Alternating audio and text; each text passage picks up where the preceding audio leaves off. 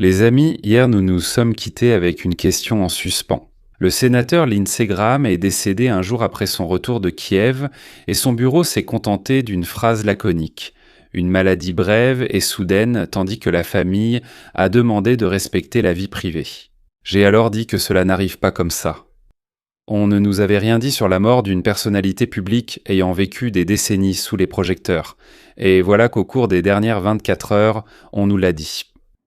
Aujourd'hui, nous allons examiner 3 choses. De quoi il est finalement mort, qui prendra sa place, et le plus important pour nous, ce qu'il adviendra maintenant du coup porté à la Russie qu'il préparait dans les derniers jours de sa vie. Commençons par la cause. Le 12 juillet, le service d'expertise médico-légale du district de Columbia, c'est-à-dire de Washington même où il est décédé, a publié une conclusion préliminaire. Autrement dit, il y en aura une autre après la préliminaire. Voici la formulation. Dissection de l'aorte due à une maladie cardiovasculaire athéroscléreuse. En termes simples, pour le dire dans un langage que nous pouvons comprendre, cela signifie que la principale artère du corps, l'aorte, se déchire de l'intérieur à cause de l'endurcissement des vaisseaux sanguins sur de nombreuses années. C'est un événement soudain, catastrophique par sa rapidité. Une personne peut mourir en 1 minute et à 71 ans, hélas, ce n'est pas rare du tout. Selon les premières informations, aucune trace de violence ni d'intention malveillante de la nature n'a été constatée. Qu'est-ce qui n'est pas clair ici ? Ce sont en principe des sénateurs, bon, le président encore plus, oui, pour ainsi dire, mais néanmoins, les sénateurs subissent des examens médicaux assez intensifs. Et il leur arrive quelque chose, ils ne se sentent pas bien, mentalement, pas du tout. Leur personnel de service, le personnel de leur bureau, les envoie pour ainsi dire, ils appellent en des médecins et les envoient sans passer des examens. Je ne sais pas ce qu'on va découvrir, peut-être qu'ils n'y étaient pas allés, peut-être qu'ils ne les aimaient pas, peut-être autre chose, mais c'est très étrange. Et là, je dois dire 2 choses. La première version officielle a été annoncée, et je n'ai pas le droit de vous la cacher ou de faire semblant qu'elle n'existe pas. Si lors de l'émission précédente, le mot « empoisonnement » est resté en suspens, aujourd'hui je dois dire que les médecins parlent de l'aorte et non d'un poison.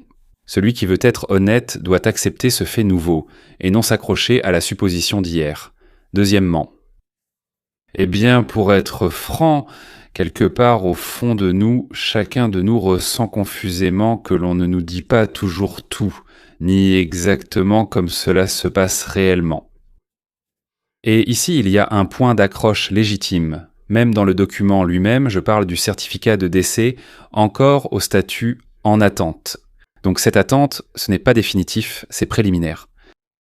La cause finale et ce qu'on appelle la nature du décès ne seront officiellement confirmés qu'après la toxicologie et la microscopie. Donc, à titre préliminaire, il s'agit du cœur et des vaisseaux, mais la conclusion finale viendra plus tard. Je vous dis ce qui a été annoncé et comme toujours, à vous de tirer vos propres conclusions. Graham devait rencontrer Trump presque immédiatement après son arrivée. Parce que comme il l'a dit à Trump lors d'une conversation téléphonique, il a une idée pour faire passer la loi électorale au Congrès.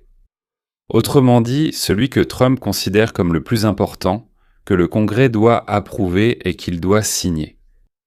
Graham parlait de cette loi et expliquait comment il allait la faire passer, mais il a probablement laissé certains détails pour plus tard, ou pour la fin, et a décidé de les discuter avec Trump. Maintenant, j'y reviendrai un peu plus tard, et maintenant, passons à la deuxième histoire. Politiquement parlant, la mort du sénateur républicain est immédiatement devenue une question de pouvoir, car chaque siège au Sénat actuel vaut son pesant d'or. Selon les lois de la Caroline du Sud, c'est l'État dont Graham est originaire, la première décision revient au gouverneur républicain Gary McMaster.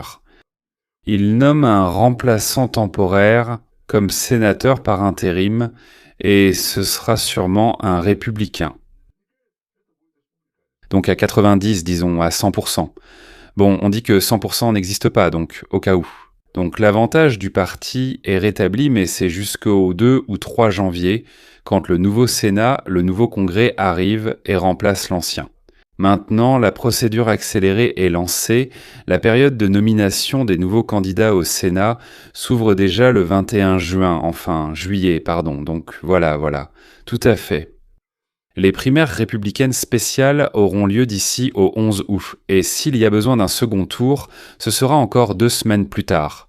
Quant à l'élection elle-même, elle aura lieu en novembre, où un républicain affrontera un démocrate. Un second tour sera nécessaire au sein du Parti républicain si aucun des candidats n'obtient 51 voix. Les noms des candidats potentiels ont déjà été évoqués, et ce sont souvent des membres du Congrès. Il s'agit de Joe Wilson, qui est probablement le plus ancien républicain de l'État. Son successeur le plus probable, donc, est bien en fait. Parmi les membres du Congrès, une telle Nancy Mace a été publiquement nommée, Mace, qui selon les rumeurs, aurait elle-même envisagé le poste de sénatrice. La vice-gouverneure Pamela Evette figure aussi sur la liste. Du côté des démocrates, c'est Annie Andrews qui se présente, et d'ailleurs, excusez-moi, pas Andy, mais Annie Andrews. Elle comptait déjà se présenter aux élections de novembre, mais cette fois-ci, c'est pour les démocrates. Pour les républicains, bien sûr, c'est une sorte de test de résistance, n'est-ce pas? La Caroline du Sud est un État profondément rouge, où Trump a obtenu 56% aux élections, et tout candidat du Parti républicain est donc obligé de gagner. Presque automatiquement, mais ce n'est pas vraiment acquis, ce n'est presque pas garanti, surtout quand il faut rendre une nouvelle personne reconnaissable en quelques semaines seulement. Le sénateur en exercice. Le sénateur a toujours des relations établies au fil des années, ce qu'on appelle la reconnaissance, tout le monde le connaît, et ainsi de suite. Son remplaçant n'a pas cela. C'est pourquoi ils recherchent aussi quelqu'un déjà connu dans l'État. Et c'est là que nous arrivons à l'essentiel, à la raison pour laquelle Graham s'est rendu à Kiev, je crois, pour la 10e fois. Donc passons aux sanctions, car le départ de cette personne, ce n'est pas simplement un siège vide, c'est peut-être la perte de l'architecte du projet de loi anti-russe le plus dur de ces dernières années. De quelle loi s'agit-il ? Elle s'appelle la loi de 2025 sur les sanctions contre la Russie. Pourquoi 2025 ? Parce qu'elle a été lancée en 2025. Au Sénat, elle porte le numéro S1244, mais parmi le peuple, on l'a surnommée les sanctions de l'enfer. Le principe est simple et fatal pour le budget russe. Des droits de douane allant de 0 à 500%. Pour tout pays qui achète du pétrole, du gaz ou de l'uranium à la Russie. Du pétrole, du gaz ou de l'uranium. Oui, 500%, ce n'est pas une faute de frappe, ni une erreur. Le coup vise non pas tant la Russie elle-même que ses principaux acheteurs, la Chine et l'Inde. Si vous voulez commercer avec l'Amérique, arrêtez de financer la guerre. Graham a présenté ce projet de loi en janvier 2026, c'est-à-dire qu'il l'a rédigé en 2025 et l'a présenté en janvier 2026. Et, ce qui est important, il l'a présenté avec Trump à bord de l'Air Force One. Derrière le projet de loi, se trouvait une force rare de nos jours, environ 72 sénateurs des deux partis. Ah, d'ailleurs, il y en avait même 80 à un moment donné, puis des sénateurs ont commencé à changer, certaines choses ont évolué, et ainsi de suite. Mais 72 sénateurs le soutiennent à 100%. Et mesdames et messieurs, 72, c'est plus que 60. Autrement dit, ils peuvent surmonter toute opposition, même celle du président. Aucun problème. En d'autres termes, 72, c'est beaucoup. Et c'est ici que vient le moment le plus dramatique. Littéralement 1 ou 2 jours avant sa mort, le 10 juillet, Graham a annoncé qu'il avait enfin atteint l'objectif principal. Il a obtenu l'accord de l'administration procédurale et de Trump. Qu'est-ce que cela signifie ? Il a annoncé cela comme s'il était avec Trump, mais comme on dit, le diable est dans les détails. Quand il annonce, qui obtient ensuite le droit de décider de 0 à 500%, tout cela ayant été examiné. Et donc finalement, ils sont parvenus à un accord. La Maison-Blanche, qui auparavant freinait parce qu'elle ne comprenait pas très bien, veut donc diriger le processus, mais ici, il n'est pas très clair ce qui se passera après son adoption. En gros, la Maison-Blanche, qui auparavant freinait, a donné le feu vert. Et cela s'est produit au moment idéal pour frapper. Les Ukrainiens, donc, avec leurs drones, ont mis hors service, selon les estimations, jusqu'à 40% des capacités de raffinage de pétrole russe, c'est-à-dire que le levier est au maximum, le soutien de la Maison-Blanche est obtenu, les voix au Sénat sont là. Et à ce moment-là, le principal moteur du projet de loi s'arrête. Son cœur s'est littéralement arrêté au sommet de sa campagne. D'où votre question légitime. Est-ce possible sans le sénateur Graham ? Voici ma réponse. Oui, c'est possible, et voici pourquoi. Graham était le moteur, mais honnêtement, il n'était pas le seul rouage. Le projet de loi a un deuxième auteur principal, et c'est le sénateur démocrate Richard Blumenthal.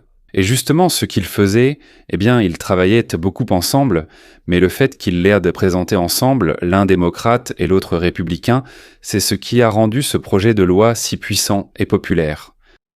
Donc, comme je l'ai déjà dit, il y a plus de 70 soutiens qu'on appelle des co-auteurs. Eh bien, disons qu'ils ont simplement signé après que le projet ait été présenté. Ces personnes se sont ajoutées ensuite. Et ce qui décide de tout, c'est l'accord de Trump, oui, obtenu alors que Graham était encore en vie.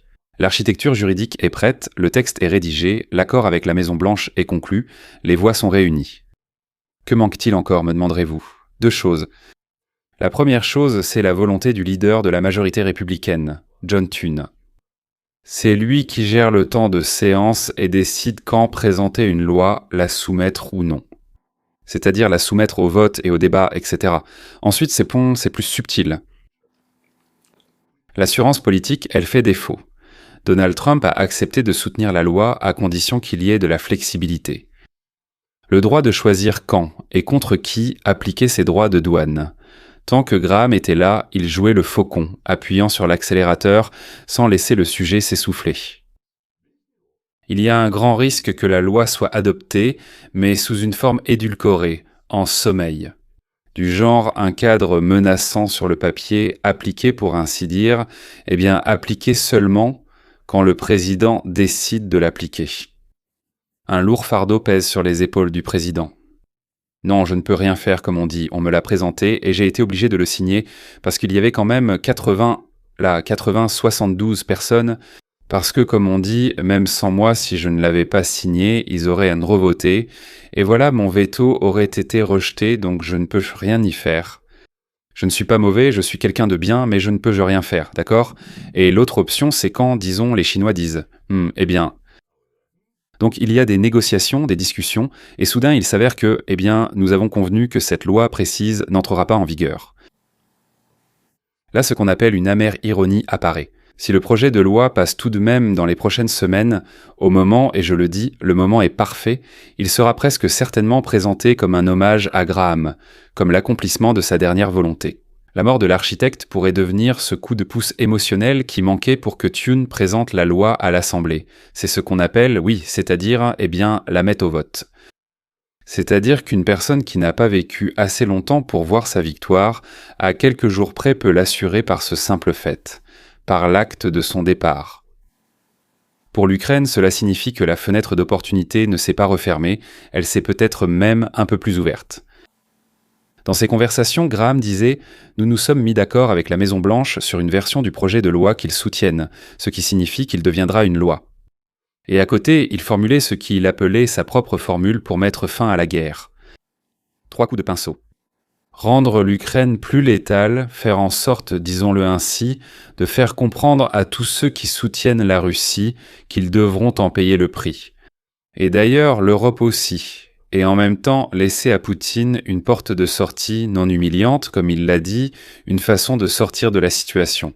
Oui, pour que la guerre puisse être terminée. C'est-à-dire ne pas le mettre dans une position humiliante.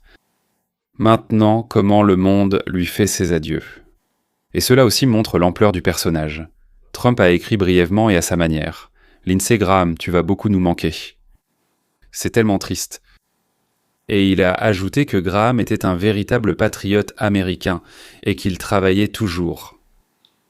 Le chef des Républicains au Sénat, John Thune, a déclaré qu'il avait le cœur lourd et que l'influence de Graham sur le système judiciaire fédéral, sur notre défense et sur sa chère Caroline du Sud se ferait sentir pendant des générations. Depuis Kiev, Zelensky a réagi. L'Amérique et le monde ont perdu un leader déterminé. Graham était un véritable défenseur de la liberté qui s'est tenu aux côtés de l'Ukraine au moment le plus crucial. Et il a rappelé que le sénateur était venu dans le pays 10 fois pendant la guerre. Et qu'ils se sont vus 2 fois seulement la semaine dernière. Et de Jérusalem sont venues, sans doute, les paroles les plus personnelles. Le Premier ministre Netanyahou a écrit « Israël a perdu l'un de ses meilleurs, de ses plus grands amis. L'Amérique a perdu un grand patriote. J'ai perdu un ami. » Et il a ajouté que c'était là l'essence même de Graham. Lindsey comprenait que la sécurité d'Israël et celle de l'Amérique étaient indissociables. Le président israélien Herzog a qualifié l'INSEE de phare de clarté morale. D'ailleurs, on disait toujours de lui qu'il était un homme absolument moral. Rassemblons tout cela. En 24 heures, la question ouverte a été résolue par un diagnostic officiel. Dissection aortique, cause naturelle. Bien que les médecins n'aient pas encore tiré de conclusion définitive. Le siège au Sénat entre dans une course précipitée où les républicains doivent gagner, mais nous verrons. Ils doivent, comme on dit, tout faire à temps et bien faire les choses. Et le principal héritage de Graham, ce sont les sanctions de l'enfer contre la Russie. Il est resté sans son moteur exactement au moment où il aurait pu passer. Et maintenant, tout se décide entre 3 personnes. Blumenthal, qui reprendra le flambeau, Thune, qui ouvrira la porte de la salle, et Trump qui a la main sur l'interrupteur. Ce projet de loi deviendra-t-il un monument aux sénateurs ou s'endormira-t-il discrètement sur le bureau du président ? Nous le saurons dans les prochaines semaines, nous suivrons cela de près. Passons maintenant à ce qui préoccupe le président. La Maison-Blanche est sans doute votre humble serviteur, plus que tout. Il s'agit d'un projet de loi appelé Safe America Act. Il exige, lors de l'inscription de l'électeur, de présenter un document prouvant la citoyenneté, puis, lors du vote, de présenter un document prouvant que vous êtes bien la personne concernée. Les partisans présentent naturellement cela comme une barrière contre le vote des non-citoyens, et la Chambre des représentants l'a déjà adopté. Février de cette année, oui, février 2026, et il est bloqué au Sénat. Les démocrates ont assez de voix pour ce que nous appelons une obstruction parlementaire. Il faut donc 60 voix pour briser l'obstruction parlementaire, et nous, les républicains, nous ne les avons pas. Aucun démocrate n'est prêt à, disons, passer de notre côté. Voilà ce que Graham disait à propos de la méthode technique et de la façon d'obtenir ce qu'on ne peut pas obtenir de front. Et en effet, il existait une méthode technique. La clé, c'est que Graham était président du comité budgétaire du Sénat, et cela donne un outil particulier, la procédure de réconciliation budgétaire, appelée réconciliation. Une telle loi passe. À la majorité simple de 51 voix, pas 60-51, et le filibuster ne s'applique pas à cette procédure. De telles lois, peu importe pourquoi, peu importe comment, voilà comment fonctionnent ces lois au Sénat. Autrement dit, on peut contourner les démocrates. Tout ce que nous devons savoir, c'est qu'on peut contourner les démocrates. Problème. Il y a un seul problème. Il existe une règle appelée la règle Byrd ou Byrd. Dans la procédure de réconciliation, oui, on ne peut inclure que ce qui est lié à l'argent. Mais pas de la pure politique. Il y a un poste appelé parlementaire du Sénat, qui vérifie si les projets de loi proposés sont conformes à la Constitution et à toutes sortes de lois. Donc ce parlementaire raye tout ce qui n'a pas de rapport avec le budget. Graham a trouvé comment contourner cela, ne pas interdire directement, mais faire en sorte que cela devienne, disons, une condition de l'octroi des fonds lors du vote. Il proposait de créer des programmes de subvention. Il a dit que pour obtenir cette subvention, tu es obligé de retirer les personnes en situation irrégulière des listes électorales et de vérifier. Ainsi, le politicien s'accroche aux dépenses et, selon ses calculs, cela passe par le parlementaire. Ses propres mots, il y a des limites à la conciliation, mais nous ferons le premier versement pour le Save Act par le biais de la réconciliation. Et à propos de la stratégie, nous devons être à l'offensive, forcer les démocrates à voter contre la concurrence. Quoi pour cela pour la majorité des Américains ? Parce qu'en vérité, tu te souviens, 75, 80% je crois, des Américains interrogés veulent que seules justement les personnes ayant la citoyenneté puissent voter. Et ensuite, quand ils viennent voter, qu'ils montrent qu'ils sont bien eux-mêmes. Je ne me rappelle plus si c'est 75 ou 80%, mais c'est l'écrasante majorité. Graham a annoncé publiquement ce plan à la radio dans sa Caroline du Sud. Donc le camp républicain était largement au courant de ce projet. Autrement dit, l'idée ne meurt pas avec lui. Elle a été exprimée, elle est connue. Ce qui disparaît, ce n'est pas la connaissance, mais l'ignorance du levier. Le marteau du président du comité budgétaire était avec Graham, qui seul pouvait inclure des instructions dans la procédure de réconciliation. Ce pouvoir détenu en tant que président lui permettait d'agir ainsi. Trump d'ailleurs voulait une voie plus brutale. Pour ainsi dire, comme on dit, passer en force, carrément supprimer ou contourner le filibuster, mais le chef de la majorité, Thune, a clairement dit qu'il n'y avait pas assez de voix dans le parti pour cela. C'est pourquoi la voie détournée de Graham via le budget était la principale sur ce sujet, et en fait, la seule réellement possible. Que se passe-t-il maintenant? Tout repose sur la voie budgétaire détournée, mais elle s'est épuisée, elle s'est retrouvée orpheline au point le plus sensible. Il faut un nouveau président du comité budgétaire qui, d'une part, veuille consacrer une précieuse procédure de réconciliation à un sujet électoral, et d'autre part, soit capable de faire passer la structure des subventions, oui, ces subventions, à travers le parlementaire. Graham lui-même, de son vivant, ne visait pas le présent, mais le paquet d'automne de UX 1026, c'est-à-dire que la fenêtre, comme on dit, n'était pas immédiate. En fin de compte, pour être honnête, oui, le projet est vivant et publiquement connu. Là-bas, du côté de la chambre basse, c'est fait, la chambre signifie la chambre basse, c'est-à-dire le congrès. Mais le moteur et surtout le marteau budgétaire sont pour l'instant perdus, et maintenant le sort de la loi dépend de qui obtiendra ce marteau et s'il voudra frapper un démocrate avec ce marteau. Alors, mesdames et messieurs, la mort de Graham a porté un coup sérieux et douloureux à nos plans communs. Mais je pense que les républicains trouveront très vite un autre représentant. Enfin, un autre représentant. Quel représentant? Qu'est-ce que je raconte? Un autre président de ce congrès. Et j'espère vraiment que l'une des conditions de sa nomination sera l'adoption de cette loi. C'est tout pour aujourd'hui. À la prochaine émission.